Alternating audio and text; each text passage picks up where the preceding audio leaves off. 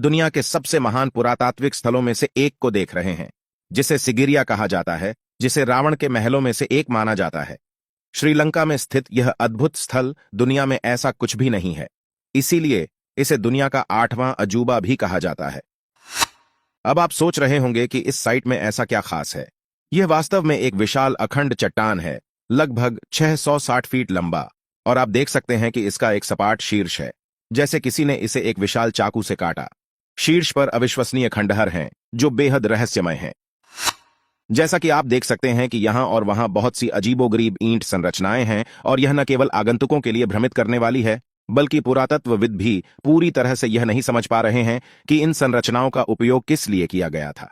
वे पुष्टि करते हैं कि आप जो कुछ भी देखते हैं वह कम से कम 1500 वर्ष पुराना है। लेकिन रहस्य यह नहीं है कि ये संरचनाएं क्या हैं, यह है कि इन संरचनाओं का निर्माण कैसे हुआ। प्राचीन बिल्डरों ने इन सभी ईंटों को चट्टान के शीर्ष पर ले जाने का प्रबंधन कैसे किया। बताया जाता है कि यहां कम से कम 30 लाख ईंटें मिलती हैं, लेकिन इन ईंटों को चट्टान के ऊपर बनाना असंभव होगा। यहां पर्याप्त मिट्टी उपलब्ध नहीं है, उन्हें इन ईंटों को जमीन से ले जाना होगा। अब वास्तव में विचित्र बात यह है कि जमीनी स्तर से कोई प्राचीन सीढ़ियां नहीं हैं जो चट्टान की चोटी तक जाती हैं।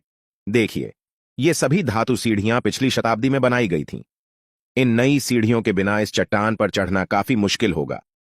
यह पूरी चट्टान अब विभिन्न प्रकार की सीढ़ियों से स्थापित है। यह एक अलग स्तर पर सर्पिल सीढ़ियां हैं। प्राचीन बिल्डरों ने बहुत सीमित सीढ़ियां बनाई, लेकिन ये सीढ़ियां निश्चित रूप से ऊपर तक नहीं पहुंची। यही कारण है कि 200 साल पहले तक सिगिरिया के बारे में यहां तक कि स्थानीय लोगों को भी नहीं पता था, क्योंकि ऊपर तक सीढ़ियां नहीं थीं। 1980 के दशक के दौरान श्रीलंकाई सरकार ने धातु के खंभों का उपयोग करके सीढ़ियों का निर्माण किया, ताकि इसे एक पर्यटक स्थल के रूप में इस्तेमाल किया जा सके। और यही कारण है कि जोनाथन फोर्ब्स के नाम से एक अंग्रेज ने 1831 में सिगिरिया के खंडहरों की खोज की। तो प्रारंभिक मानव सिगिरिया के शीर्ष पर कैसे पहुंचे?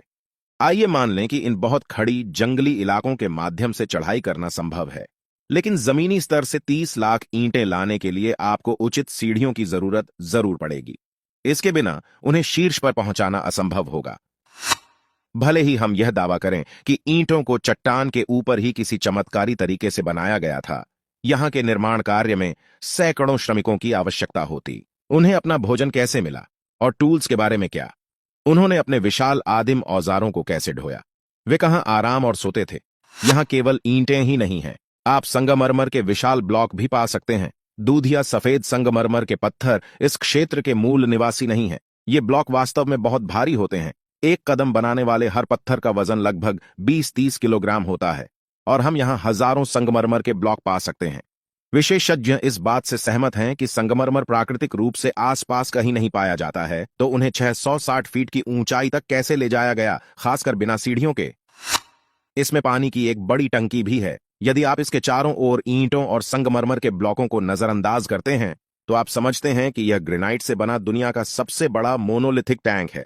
यह पत्थर के ब्लॉकों को जोड़कर नहीं बनाया गया है। इसे ग्रेनाइट को हटाकर सॉलिड रॉक से टन और टन ग्रेनाइट को निकालकर बनाया गया है। यह पूरा टैंक 90 फीट लंबा और 68 फीट चौड़ा और करीब 7 फीट गहरा है। इसका मतलब है कि कम से कम 3500 टन ग्रेनाइट को हटा दिया गया है। तो आप वास्तव में वापस बैठने के लिए 1 मिनट ले सकते हैं और सोच सकते हैं कि मुख्य धारा के पुरातत्वविद सही हैं या नहीं।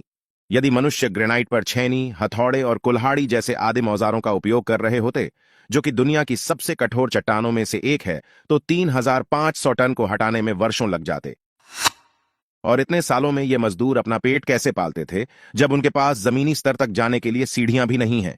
मुख्य धारा की इतिहास की किताबों में कुछ मौलिक रूप से गलत है, जो प्राचीन लोगों को छेनी और हथौड़े से चट्टानों को काटने की बात करती है। लेकिन यह सिर्फ एक सिद्धांत नहीं है, हमारे आंखों के सामने वास्तविक सबूत हैं।